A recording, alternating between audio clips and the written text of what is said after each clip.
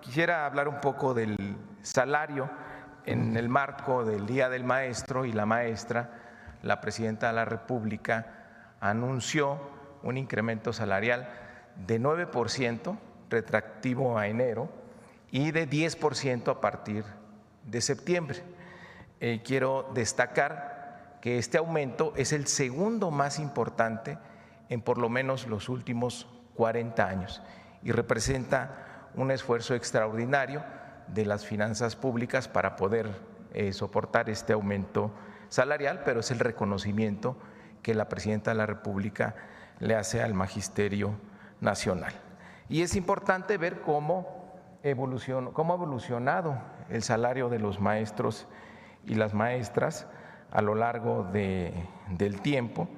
Por ejemplo, un maestro de jornada completa de educación básica con Vicente Fox ganaba 4,582 pesos en promedio, con Felipe Calderón 9,709 pesos, 6,709 pesos, perdón, con Peña 9,580 pesos, con el presidente López Obrador llegó a 17,635 pesos y con la presidenta Claudia Sheinbaum está llegando a 18,965. Aquí es importante destacar que el salario de los maestros y las maestras va a estar por encima del salario promedio de cotización del IMSS, es decir, las y los maestros en promedio van a estar por encima de lo que ganan los trabajadores en el país. Ahora, en la anterior administración, con el presidente Andrés Manuel López Obrador, inició una clara política de recuperación salarial y se estableció como objetivo que ningún maestro de jornada completa, o que la gran mayoría de los maestros de jornada completa no ganaran menos de 16,000 pesos. Adelante, por favor. ¿Cómo ganan los maestros? ¿Cómo está distribuida el salario de las y los maestros? Tenemos solo en el país 7,653 maestros, menos del 1%, que gana menos de 15,000 pesos. Estamos hablando de un maestro de jornada completa o una maestra. El 58% está entre 15,000 o 20,000, es decir, se está cumpliendo la estrategia de que la gran mayoría de los maestros y maestras no ganen menos de 16,000 pesos. Después tenemos un 25% que gana entre 20 y 30,000 pesos, un 9,6% que gana entre 30 y 50,000 pesos y un 6,2% que gana por encima de los 50,000 pesos. Estos datos son importantes por lo que vamos a ver ahora respecto de las pensiones para poder dimensionar cuánto es una pensión digna en comparación con el salario. Adelante, por favor. ¿Cómo era el modelo de pensiones? ¿Cómo era el sistema de pensiones antes de la reforma de Calderón del 2007? Era un sistema solidario donde la pensión estaba en función del salario base de cotización del último año. El salario base de cotización es diferente del salario que finalmente recibe en pesos las y los maestros, porque siempre han existido las prestaciones. Ahora, las prestaciones del salario total ha fluctuado en el tiempo. Aquí vamos a hacer un ejemplo donde suponemos que el salario base de cotización es aproximadamente el 66% del salario integrado total. Esto podría haber sido mayor en años anteriores, pero al momento eso es lo que representa en promedio. El salario base de cotización es 66% del salario integrado total. La diferencia son las prestaciones y siempre ha habido prestaciones. Las pensiones estaban a cargo del ISSSTE y la pensión dependía de los años de servicio, sin importar la edad. 30 años para hombres, 28 años para mujeres. Entonces, un ejemplo, un trabajador al servicio del Estado que ganaba 16,000 pesos, se jubilaba con 10,560 pesos, que es el 66% de 16,000. Ahora, viene la reforma, la siguiente por favor. Viene la reforma de Calderón. ¿Qué hace esa reforma? Introduce un requisito de edad de 65 años para jubilarte.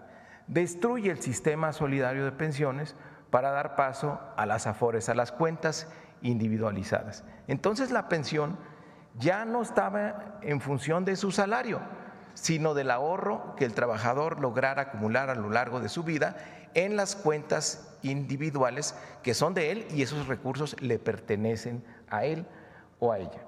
Pero miren lo que pasó con esta reforma. Igual, una maestra, el mismo ejemplo, que ganaba 16,000 pesos, ahora su pensión alcanzaba para 4,320.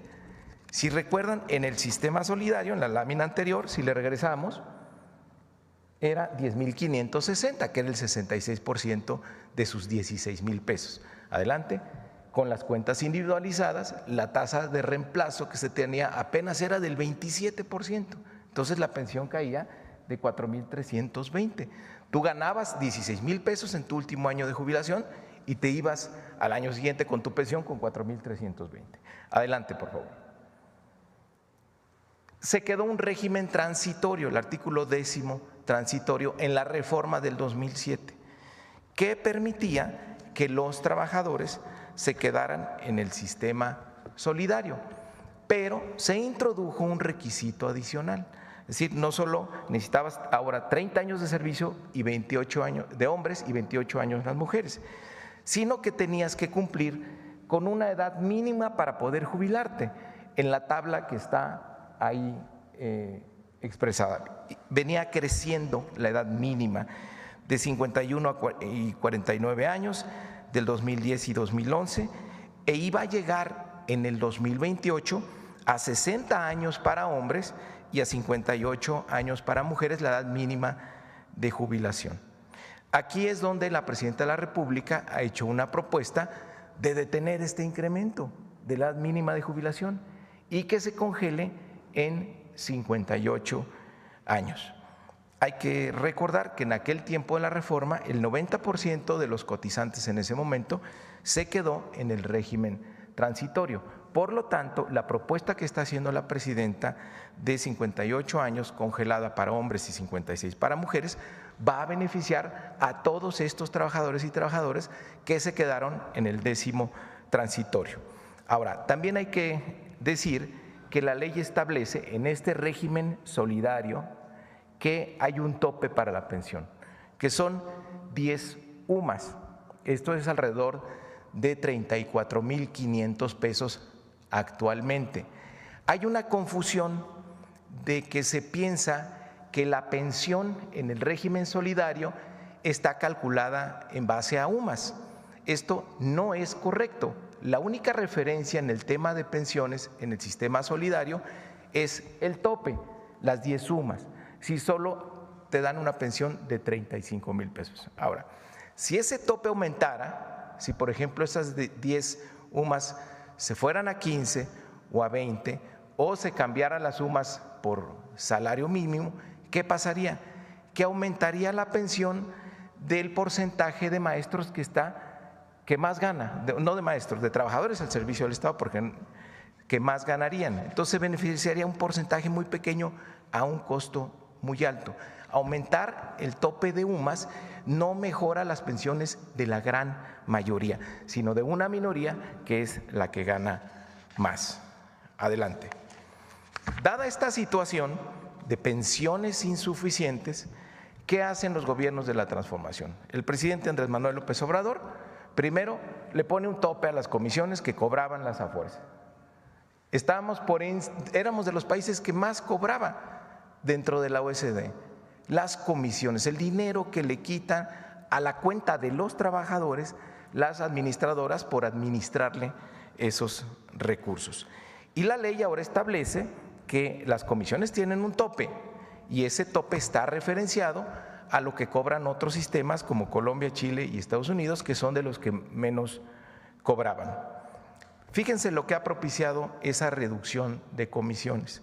Se tiene estimado que por lo menos 175,000 millones de pesos que iban a ser comisiones, es decir, utilidades de las administradoras de las cuentas, de las afores, de los bancos, en lugar de irse a los bancos, ese dinero se queda en las cuentas individualizadas para aumentar el saldo promedio que sirve para su pensión. En promedio, las comisiones disminuyeron 44%. La que sigue. ¿Cuál es el impacto de menos comisiones en la pensión que puedo acumular en mis cuentas, que resulta de mis cuentas? Regresamos al mismo ejemplo.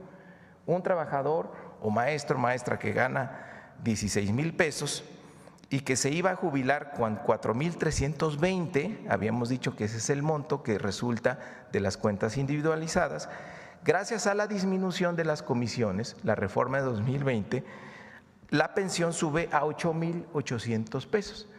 Esto se llama la tasa de reemplazo, qué porcentaje alcanzas de tu último salario a través de las cuentas. Entonces se incrementa la pensión, ahí hay un primer incremento. Pero 8,800 sigue estando lejos de 16,000 pesos. Si el maestro que su último año gana 16,000, pues imagínense, va con una pensión de la mitad. Adelante. Atendiendo esa situación, viene una segunda reforma en 2024, la creación del Fondo de Pensiones para el Bienestar. ¿Qué hace el Fondo de Pensiones para el Bienestar? Da un complemento para llevarte al 100% de tu último salario de cotización. Es decir, un trabajador que gana 16,000 pesos se va a jubilar con 16,000 pesos. ¿De dónde viene esa pensión? Los 8,800 que vienen de su cuenta individualizada, más 7,200 que le pone el Fondo de Pensiones para el Bienestar. Es el complemento solidario para poderlo llevar al último salario. La que sigue. ¿Cuáles son las características del Fondo de Pensiones para el Bienestar? Que debes de tener 65 años y 25 mínimo de servicio. La ley establece un número, que es el monto máximo que cubre el Fondo de Pensiones para el Bienestar. Esto es 16,777 pesos, que es el salario promedio registrado en el IMSS en el 2023. Pero este número, este monto, se actualiza cada año por la inflación esperada. Para el 2025, este monto es de 17,364 pesos. ¿Quiénes son beneficiarios del Fondo de Pensiones para el Bienestar? Los que cotizan en las cuentas individualizadas. Y ya dijimos, funciona como un complemento hasta en este caso, ya los 17,364 pesos. Quienes estén por debajo de esa cantidad, el Fondo de Pensiones te complementa lo que obtengas de tus cuentas individualizadas para llevarte a tu último salario, que te retires con tu último salario. Y ya vimos en la distribución que hay salarial en el país en estos momentos de los maestros y las maestras, la gran mayoría está justamente entre 15 y 20,000 pesos. Entonces podemos decir que la gran mayoría de las y los maestros se van a ir con una pensión igual a su salario de cotización. Adelante, por favor, de su salario integrado. Entonces vamos a comparar el mismo ejemplo de los 16,000 pesos. ¿Cómo era antes con el sistema solidario? ¿Cómo era con la ley que prevaleció hasta antes del 2007? Repasando, ganabas 16,000 pesos, te ibas en promedio con un 66%. Insisto, supongamos que había menos prestaciones y el salario base era mayor. Bueno, esos 10,560 pueden ser más, ¿no? Ahora regresamos a eso. Luego viene la reforma de Calderón y te pasan las cuentas individualizadas. Se cae la pensión a 4,320. Viene la primera reforma de López Obrador, reduce las comisiones. Eso provoca que aumente tu pensión a 8,800 pesos. Y viene la reforma del 2024, el Fondo de Pensiones para el Bienestar, que te da un complemento y te lleva a los 16,000 pesos que ganas. Vamos a suponer que en el 2007, antes del 2007, no había prestaciones y que el salario base fuera igual al salario integrado. En ese caso serían también 16,000 pesos de pensión. Entonces quiere decir que el Fondo de Pensiones para el Bienestar ha sido una muy buena solución para resolver el principal agravio que se cometió en contra de los trabajadores y trabajadoras al introducir el régimen de cuentas individualizadas, que es una pensión bajísima e insuficiente. Entonces, del esquema de los 4,320, que era lo que aprobaron los gobiernos neoliberales de pensión cuando ganabas 16,000, ahora estás cubierto y te vas con 16,000. Entonces, es una muy buena solución para ese agravio en contra de los trabajadores. Ahora, por último, es cierto que, la que sigue, por favor, es cierto que este sistema pues, ha acumulado mucho dinero y que las AFORES administran las cuentas de los trabajadores, pero ese gran monto que tienen las AFORES, que ya equivale a 20.3 puntos del PIB, no es de los bancos, no es de las AFORES, es la suma del saldo de las cuentas individualizadas de las y los trabajadores. Ese dinero le pertenece a las y los trabajadores, son sus cuentas individualizadas y es su dinero. Las administradoras lo que hacen pues es administrar esas cuentas. Esos 20 puntos del PIB está repartido en casi 70 millones de cuentas. Entonces se dice, bueno, hay mucho dinero en las AFORES, ese dinero utilicemos para pagar pensiones. No, porque se lo estaríamos quitando a los trabajadores. Es dinero que le pertenece a las y los trabajadores. Este comparativo queríamos hacer sobre los actuales sistemas de pensiones y de cómo ha influido el Fondo de Pensiones del Bienestar para resolver una situación que era muy injusta y que se acumuló ahí durante muchos años. Y ahora pues también destacando el incremento salarial que ha dado la presidenta Claudia Sheinbaum, que todo esto va a impactar favorablemente también para las pensiones y este gran beneficio que ha propuesto la presidenta de detener el aumento de la edad que está establecida en la ley y congelarla en 58 años, para que las y los trabajadores al servicio del Estado, particularmente los maestros y las maestras, puedan jubilarse antes y tengan un disfrute de su pensión. Es lo que queríamos presentar, presidente.